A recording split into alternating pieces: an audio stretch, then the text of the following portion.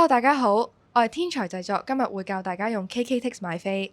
好啦，首先打開你哋平時常用嘅瀏覽器 ，search KKTix。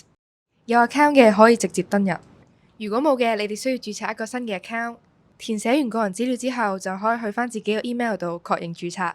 之後我哋返入 KKTix 嘅官網 ，search Janice， 就會見到我哋演唱會嘅資料㗎啦。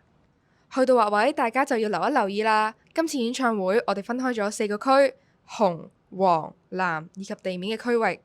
地面就包括咗我哋嘅 VVIP 以及980嘅票位，而紅區同藍區分別都擁有980同680，而黃區就只有680啦。大家劃位嘅時候，記得小心睇清楚你哋想要嘅票位同對應嘅顏色區域啦。決定好咗，我哋就可以撳下一步。記得 check 清楚自己資料啱唔啱啊！記得撳埋同意，我哋就可以確認資料。麻煩大家輸入返信用卡嘅資料，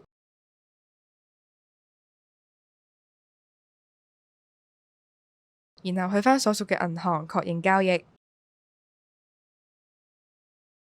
見到呢一個畫面就代表你成功咗啦，恭喜你啊！我哋約定7月13號見。最後記得 like share 呢一條片，仲有 subscribe 埋我哋個 YouTube channel。